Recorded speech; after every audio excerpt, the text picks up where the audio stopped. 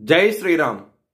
2025 ఢిల్లీ ఎలక్షన్స్లో బీజేపీ గెలుస్తుందని చెప్పడం జరిగింది. అది ఫిబ్రవరి 8వ తారీఖున అది ప్రూవన్ అయింది. ఆ వీడియో లింక్ అనేది డిస్క్రిప్షన్లో ఇవ్వడం జరుగుతోంది. అది నిజమా కాదా అనుకుంటే కనుక మీరు ఆ వీడియో లింక్ ఓపెన్ చేసి చూడండి. 2022 నుంచి 2025 ఫిబ్రవరి వరకు మొత్తం 16 ప్రొడిక్షన్స్ అనేవి ప్రూవన్ అయ్యాయి. దానికి సంబంధించిన వీడియో లింక్స్ అనేవి కింద డిస్క్రిప్షన్లో ఇవ్వడం జరుగుతోంది. మీనరాశికి అధిపతి గురువు.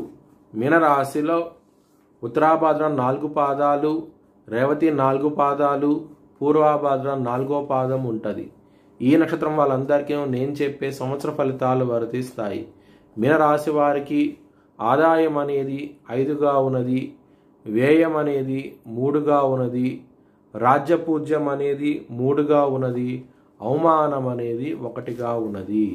మీనరాశి వారికి ఈ సంవత్సరంలో శని భగవానుడు వ్యయ స్థానం నుంచి మొదటి స్థానానికి వస్తున్నారు.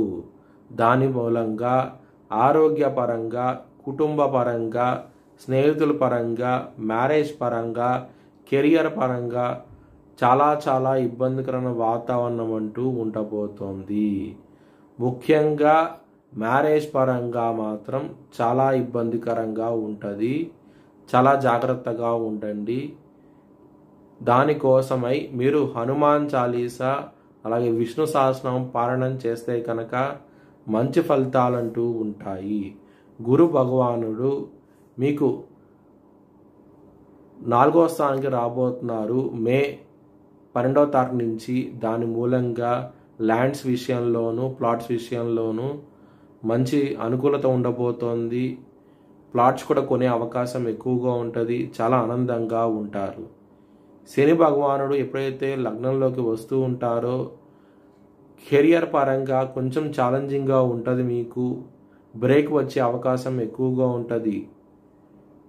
అలాగే మొదటి స్థానంలో శని ఉండటం మూలంగా మీకు ఆరోగ్య సమస్యలు కూడా వచ్చే అవకాశం ఎక్కువగా ఉన్నది. శత్రువులు అనే వాళ్ళు అధికంగా ఉంటారు. ఈ సంవత్సరంలో మీకు కొంచెం జాగ్రత్తగా ఉండండి. ఎప్పుడైతే మే 18వ తారీఖు నుంచి కేతు 6వ స్థానానికి వస్తారో శత్రువులు నశిస్తారు. అలాగే రాహు 12వ స్థానానికి వచ్చినప్పుడు మే 12వ తారీఖు నుంచి మీకు మాత్రం అధికమైన ఖర్చులు అనేవి ఉంటాయి. మీకు కొంచెం జాగ్రత్తగా ఉండండి. విద్యార్థులకి ఈ సమయం అనేది అంత అనుకూలంగా లేదు. మీకు ఇబ్బంది పడే అవకాశాలే ఎక్కువగా ఉన్నాయి. లవర్స్కి ఈ సంవత్సరం అనేది చాలా అనుకూలంగా ఉండబోతోంది. కానీ లవ్ మ్యారేజ్ అనేది కన్ఫర్మ్ అయ్యే అవకాశాలు చాలా తక్కువగా ఉన్నాయి. మీ పెద్దలు అంగీకరించకపోవటం మూలంగా కొంచెం లేట్ అయ్యే అవకాశం ఉన్నది. కానీ వివాహం అయ్యే అవకాశం మాత్రం ఖచ్చితంగా ఉన్నది. ఎవరైనా సరే అప్పు ఇస్తే కనుక అది వచ్చే అవకాశాలు ఈ సంవత్సరంలో చాలా తక్కువగా ఉన్నాయి. మీ భవిష్యత్ వివరాల కోసమై హెచ్ఎల్ఎన్ జ్యోతిష్యాలయాన్ని సంప్రదించండి.